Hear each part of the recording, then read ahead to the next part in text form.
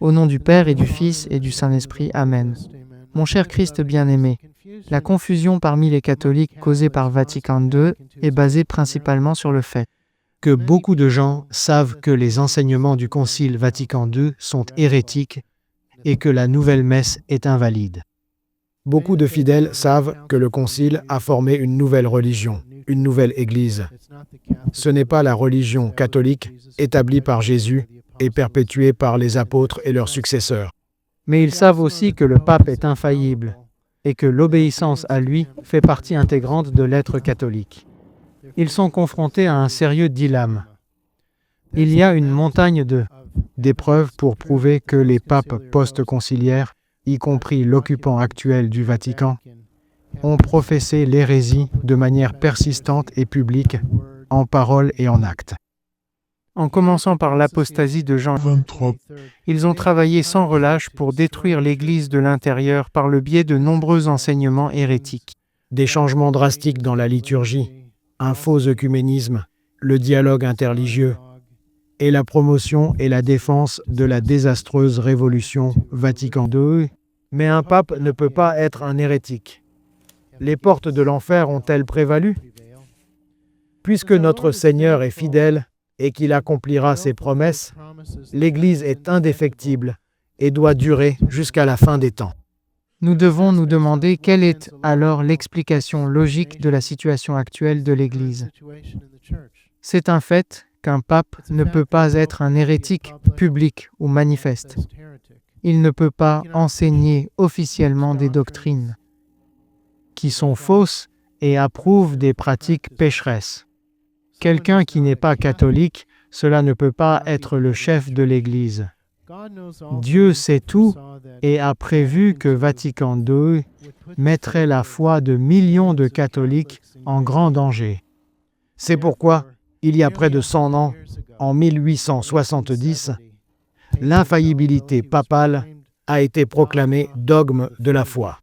Afin que les catholiques puissent être guidés à travers les horribles tempêtes de Vatican II. Les pères conciliaires de Vatican I ont réfuté toutes les attaques contre l'infaillibilité papale lancées par les libéraux. Jamais un seul pape n'avait officiellement enseigné l'hérésie en matière de foi et de morale à l'Église universelle. Si quelqu'un qui prétend être pape professe publiquement l'hérésie en parole ou en acte, nous savons avec certitude qu'il s'agit d'un imposteur et d'un faux pape. Si le magistère vivant, c'est-à-dire l'autorité enseignante de l'Église, le pape, pouvait être faux d'une manière ou d'une autre, il s'ensuit une contradiction évidente, car alors Dieu lui-même serait l'auteur de l'erreur. Dans la constitution dogmatique sur l'Église, Vatican I a enseigné. Dans la papauté, la religion catholique a toujours été maintenue intacte et ses enseignements gardés saints. Cette mère de Saint-Pierre, c'est-à-dire la papauté, reste toujours intacte et ses enseignements gardés saints, selon la promesse divine de notre Seigneur et Sauveur. Afin que les papes puissent accomplir leur fonction suprême pour le salut de tous, afin que par eux, tout le troupeau soit préservé du poison de l'erreur et soit nourri par la nourriture de la doctrine céleste. Notre Seigneur a dit à ses apôtres, « Comme le Père m'a envoyé, moi aussi je vous envoie. Celui qui t'écoute m'entend, et celui qui vous rejette me rejette. » D'après les promesses expresses du Christ, il est évident que l'attribut de l'infaillibilité a été donné au pape et à l'Église afin qu'ils puissent poursuivre leur mission d'enseigner les vérités éternelles et de guider les âmes. Il y a suffisamment de preuves pour prouver qu'avant leur élection, Jean 23. Paul 6. Jean-Paul 1er. Jean-Paul II, Benoît 16. et François. 0. Certains étaient modernistes et s'étaient éloignés de la foi catholique. Certains étaient francs-maçons et communistes. Comme ils professaient publiquement des doctrines modernistes anticatholiques, ils se révélaient hérétiques, ce qui annulait automatiquement leurs élections par la loi divine. Il n'était pas éligible pour être élu parce qu'un pape moderniste n'est pas un pape. Le père Martin Stepanik a dit, s'il est vrai, comme certains théologiens le soutiennent raisonnablement, qu'un vrai pape, Celui qui est validement élu, ne peut pas devenir hérétique en raison d'une protection divine spéciale et ne peut pas, pour cette raison, tomber de la papauté. La seule conclusion logique à tirer est qu'un hérétique occupant la chaire de Pierre était un hérétique avant d'être élu et n'aurait donc pas pu être un candidat légitime à l'élection à la papauté. pour commencer, en 1559, peu après la révolution de Luther, le pape Paul IV craignait qu'un protestant ne soit élu à la papauté. Par conséquent, il décréta que si un hérétique était élu, cette promotion était nulle. La même chose s'appliquerait à un hérétique moderniste qui a été élu et qui semble avoir accédé à la papauté. Il ne serait pas le pape. Mon bien-aimé Christ, le pape Paul IV a décrété, si jamais il apparaissait que le pontife romain, que ce soit avant sa promotion cardinale ou avant d'être élu pontife romain, il s'est écarté de la foi catholique ou est tombé dans une hérésie. Une telle promotion ou élection en elle-même, même avec l'accord et le consentement unanime de tous les cardinaux, sera nulle, invalide et non avenue. Ceux qui sont ainsi promus ou élus de ce fait même, et sans qu'il soit nécessaire de faire aucune déclaration, seront privés de toute dignité, position, honneur, titre, autorité, fonction. Les théologiens enseignent que les hérétiques sont exclus de la papauté. Les hérétiques et les schismatiques sont exclus du pontificat suprême par la loi divine. Ils doivent certainement être considérés comme exclus de l'occupation du trône du siège apostolique, qui est l'infaillible maître de la vérité de la foi. Robert Bellarmine déclare clairement qu'un pape qui est un hérétique manifeste de ce fait, c'est-à-dire en soi, cesse d'être pape et chef de l'Église, de même qu'il cesse d'être chrétien et membre de l'Église. C'est un jugement de tous les premiers pères qui enseignent que les hérétiques manifestes perdent immédiatement toute juridiction. Saint Antonin a dit que dans le cas où le pape deviendrait hérétique, il se trouverait par le seul fait et sans aucune sentence séparé de l'Église. Ceci est confirmé par le pape Innocent II. À propos d'un pape hérétique, le canoniste Coronado déclara que si une telle situation se produisait, le pape, selon la loi divine, tomberait de ses fonctions. Sans aucune sentence. En effet, sans même une sentence déclaratoire, celui qui professe ouvertement l'hérésie se place en dehors de l'Église. Mon bien-aimé en Christ, un vrai pape ne peut pas enseigner l'hérésie à l'Église universelle en matière de foi et de morale lorsqu'il parle officiellement ex cathedra, au nom du Christ, parce que le Saint-Esprit ne peut pas tolérer l'erreur. Si un pape venait à s'éloigner de la foi catholique, il perdrait immédiatement son poste et être déposé par Dieu lui-même. Ceci est confirmé dans le droit canonique, canon numéro 188, section 4. Il y a certaines causes qui affectent la démission tacite d'une charge. En d'autres termes, c'est un prêtre, un évêque, un pape, etc. Ce qui est accepté d'avance par l'effet de la loi et qui est donc effectué sans aucune déclaration. Ces causes sont, et la quatrième est, s'il s'est publiquement éloigné de la foi catholique. Et puis nous l'avons vu avec Luther. Martin Luther s'est séparé de l'Église catholique en 1517. Il est devenu hérétique et non catholique, et il a été déposé par Dieu. Il n'avait aucune autorité, et les gens devaient rester à l'écart de lui. L'Église catholique ne pourra jamais sanctionner une loi universelle qui serait en contradiction avec la foi ou la morale, ou qui serait, par sa nature même, propice au tort des âmes. Il est impossible pour un vrai pro d'approuver la nouvelle messe, un poison spirituel qui est sacrilège, promeut de fausses doctrines et constitue certainement un danger pour la foi. Un pape ne peut approuver une loi. Canon 844 dans le nouveau Code de droit canonique, 1983. Il permet aux non-catholiques de recevoir les sacrements sans abjurer leur erreur et professer la foi catholique. Il ne peut pas faire cela. Jésus-Christ est et a toujours été le chef divin, bien qu'invisible, de l'Église catholique. Notre Seigneur a voulu que son vicaire, le pape, le représente comme un chef visible de l'Église sur la terre. Cela signifie qu'il est impossible pour l'Église de devenir sans tête, que ce soit lorsqu'un pape meurt, démissionne, ou lorsqu'un hérétique public est élu, parce que le Christ règne toujours en tant que chef de l'Église. Le mot « les sédévacantistes » est composé de deux mots latins qui signifient littéralement que la chaise, en d'autres termes de Saint Pierre, est vacante. La chaise est vacante. Le sédévacantiste est un fait indéniable, car lorsqu'un pape meurt, démissionne ou tombe dans l'hérésie, le siège de Pierre est vacant. Le sédévacantiste est donc la position théologique de ces catholiques traditionnels qui croient en la papauté, en l'infaillibilité papale, en la primauté du pontife romain, Et pourtant, n'acceptez pas les papes post-conciliaires parce qu'ils ont fait défection de la foi catholique. L'Église enseigne qu'un hérétique perd automatiquement sa charge sans qu'il soit nécessaire de prononcer une sentence ou une déclaration. On nous a toujours appris à obéir au pape.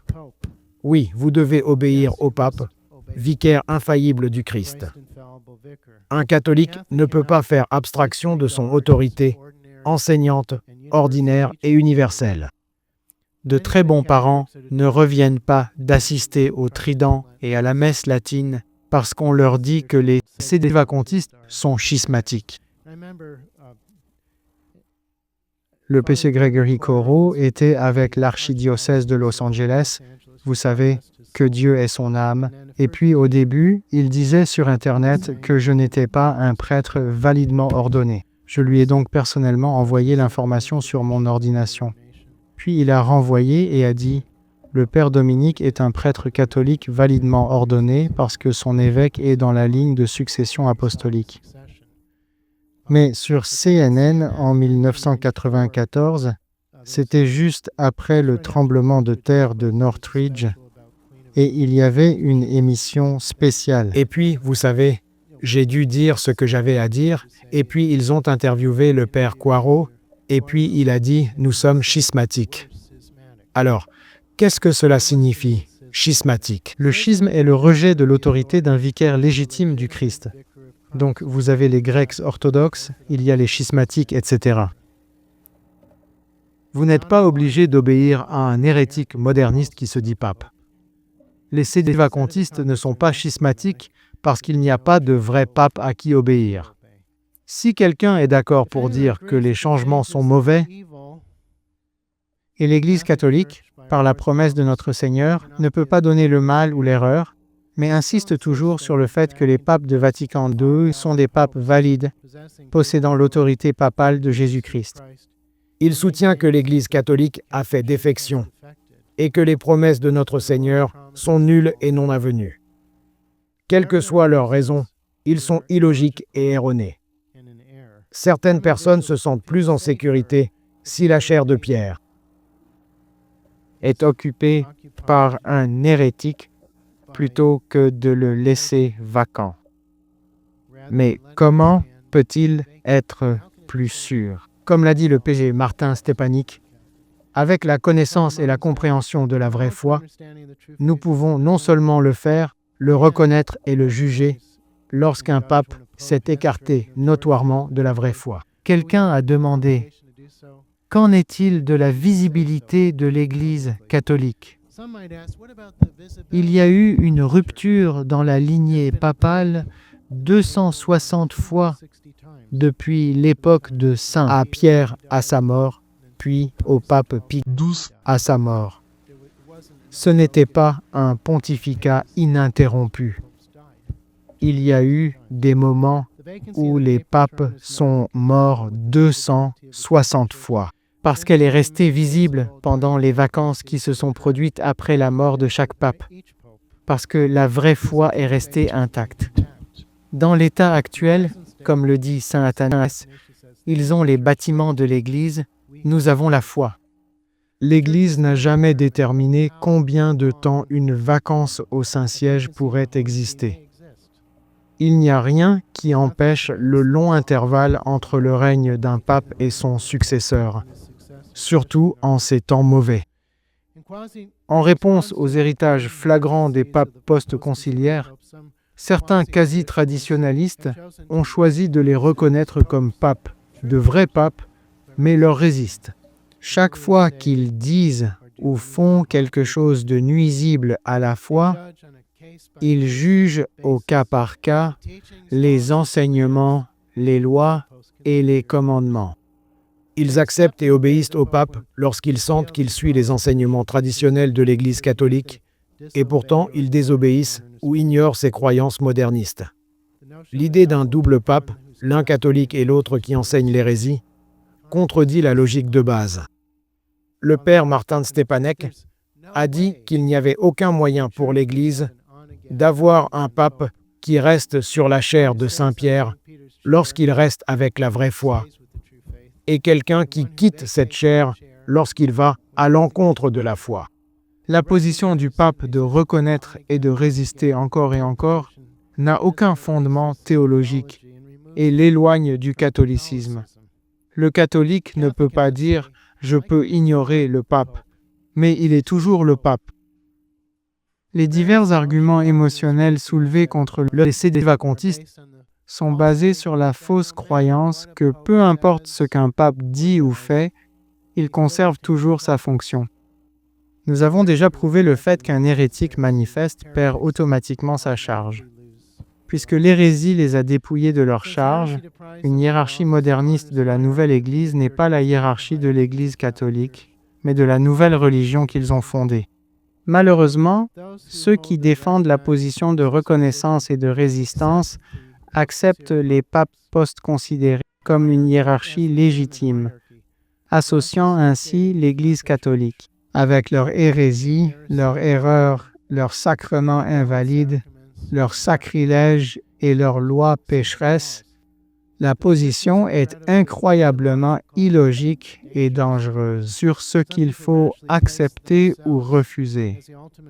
Dieu pouvait-il permettre qu'un faux pape soit élu? Nos voix ne sont pas les voix de Dieu. Ce n'est pas à nous de déterminer ce que Dieu peut ou ne peut pas permettre. L'histoire de l'Église enregistre des périodes où 41 antipapes se sont assis sur le trône de Saint Jean. Bien que de nombreux catholiques aient été trompés par les apparences, les antipapes s'étaient disqualifiés eux-mêmes de la fonction papale. Le fait que de faux papes aient occupé la papauté à notre époque n'est pas surprenant parce que l'Écriture sainte nous en a avertis. Jésus-Christ a dit « Gardez-vous des faux prophètes qui viennent à vous déguisés en brebis. » C'est à leurs fruits que vous les reconnaîtrez. Et nous connaissons les fruits depuis Vatican II. Saint Paul a dit « Que personne ne vous trompe en aucune manière, car le jour du Seigneur ne viendra pas, à moins que l'apostasie ne vienne d'abord. » Pourquoi Dieu permet-il une telle confusion et une telle erreur? Il permet la situation actuelle dans l'Église afin que nous puissions nous tourner vers lui dans la prière, afin que nous puissions trouver et suivre la vérité. Cette puissante supercherie, l'apostasie universelle, apporte la purification et la perfection des fidèles. En persévérant dans la vraie foi catholique, nous pouvons prouver notre amour et notre fidélité à Dieu, la restauration des ordres laissés à la providence de Dieu. Notre Seigneur nous a assuré que je triompherai en dépit de tous mes ennemis. Au nom du Père et du Fils et du Saint-Esprit. Amen.